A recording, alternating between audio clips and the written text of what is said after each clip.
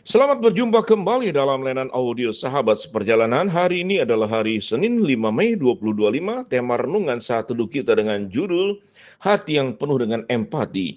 Firman Tuhan terambil dalam Roma 12 ayat 15 sampai dengan ke-16. Bersukacitalah dengan orang yang bersukacita dan menangislah dengan orang yang menangis. Hendaklah kamu sehati sepikir dalam hidupmu bersama. Janganlah kamu memikirkan perkara-perkara yang tinggi, tetapi arahkanlah dirimu kepada perkara-perkara yang sederhana. Janganlah menganggap dirimu pandai. Mari kita berdoa. Bapa yang di dalam surga, terima kasih buat kebenaran firman Allah yang mengajarkan kami setiap hari hidup, bagaimana hidup benar di hadapan Tuhan, dan kami boleh memiliki yaitu hati yang penuh dengan empati. Dalam nama Tuhan Yesus kami berdoa, amin.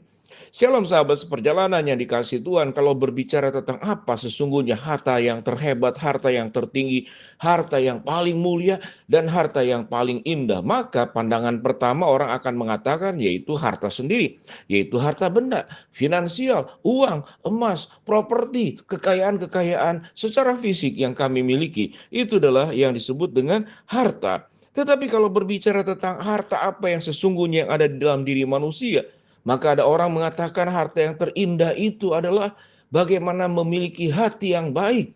Maka itu adalah harta yang terindah. Kalau kita memiliki satu anggota keluarga yang hatinya baik, maka rumah tangga akan indah sekalipun mungkin kehidupannya sederhana. Tetapi apa jadi satu keluarga yang kemudian keluarga yang kaya, tetapi hatinya tidak baik? Maka di dalam rumah tangga orang kaya akan terjadi permusuhan, kemudian saling sikut menyikut, berebut warisan, satu dengan yang lain berusaha untuk saling menenggelamkan. Kalau kemudian hanya ada harta jasmani, tetapi tidak ada harta karakter dan tidak ada harta hati.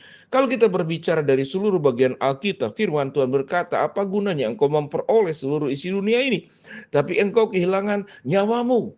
Dan bagian firman Tuhan lain berkata bahwa jangan engkau mengumpulkan harta di bumi, karena ngengat dan karat akan merusakkannya dan pencuri akan datang untuk mencurinya. Tetapi kumpulkanlah harta yang ada di sorga. Kalau berbicara tentang harta, maka berbicara tentang apa yang berharga yang ada dalam hidup ini. Kalau kita melihat ada bagian firman Tuhan yang barusan kita baca, maka saya menemukan inilah yang paling berharga. Kalau kita berjumpa dengan seseorang yang memiliki hati yang penuh dengan empati. Apa ungkapan daripada hati yang penuh dengan empati? Itu pada ayat yang ada pada ayat yang ke-15 dalam pasal 12 kitab Roma.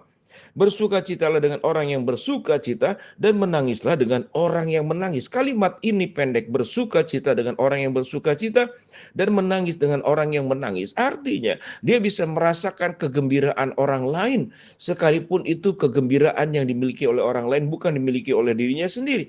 Misalkan seseorang tatkala mendapatkan sebuah keberhasilan, kita ikut gembira, kita ikut merasakan kesukacitaannya. Karena sebuah keberhasilan tentu melewati sebuah proses panjang, jatuh bangun berbulan-bulan, mungkin bertahun-tahun, bahkan berpuluh-puluh tahun.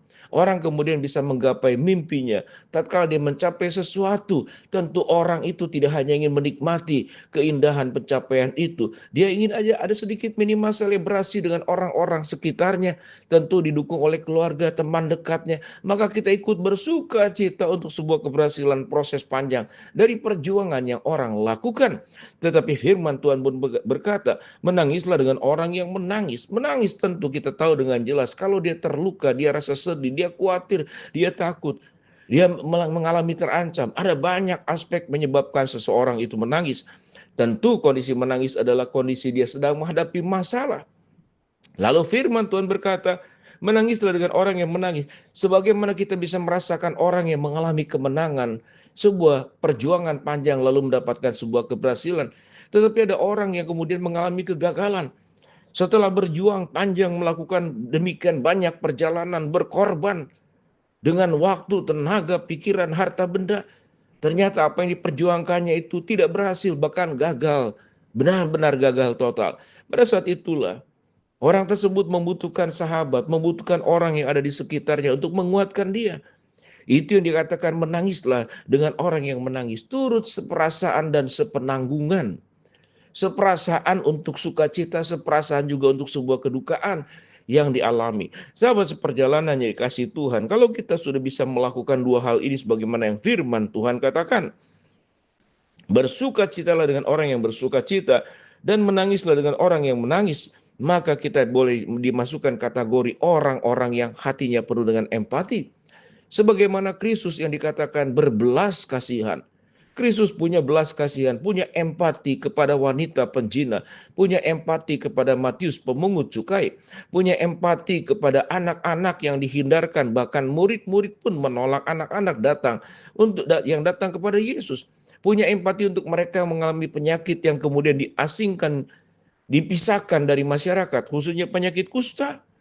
Mereka-mereka yang terasingkan kalau kita melihat dalam Matius 25, yang lapar, yang haus, yang tidak berpakaian, yang dalam penjara, sebagai musafir yang tidak punya tumpangan bepergian keluar kota. Kita ikut merasakan kesusahan mereka. Maka itulah yang disebut dengan empati. Itulah yang disebut dengan menangis dengan orang yang menangis. Ayat 16 kemudian memberikan sebuah catatan-catatan untuk bisa mendapatkan hati yang penuh dengan empati, yaitu hendaklah kamu sehati sepikir dalam hidupmu bersama. Dan janganlah kamu memikirkan perkara-perkara yang tinggi, tetapi arahkanlah dirimu kepada perkara-perkara yang sederhana. Dan janganlah menganggap dirimu pandai. Apa yang dimaksud dengan perkara-perkara yang tinggi dan perkara-perkara yang sederhana? Perkara-perkara tinggi biasanya itu menyangkut dengan keinginan, mimpi-mimpi, cita-cita pribadi, yang pada prinsipnya semuanya berpusat kepada diri sendiri. Tetapi kalau perkara-perkara sederhana adalah bisa mensyukuri segala keadaan yang ada, untuk tidak bermimpi terlalu tinggi, sekalipun kita boleh memiliki cita-cita, boleh memiliki sebuah katakanlah rencana jangka panjang. Tetapi jangan sampai kita melupakan perkara-perkara yang sederhana. Perkara-perkara yang tinggi juga bisa menyebabkan seseorang jatuh ke dalam dosa ambisius, dosa keserakahan. Tetapi perkara-perkara yang sederhana membuat kita bisa menjadi orang yang mudah sekali bersyukur. Mudah bahagia untuk hal-hal yang bahkan perkara-perkara kecil. Kita berbahagia bangun tidur masih bisa bernafas. Kita berbahagia ternyata waktu jalan kaki kita masih bisa berfungsi. Kita berbahagia waktu berbicara kita bicaranya masih normal. Kita berbahagia ternyata telinga kita masih bisa mendengar dengan baik. Mata kita bisa melihat dengan baik. Hidung kita bisa mencium dengan baik.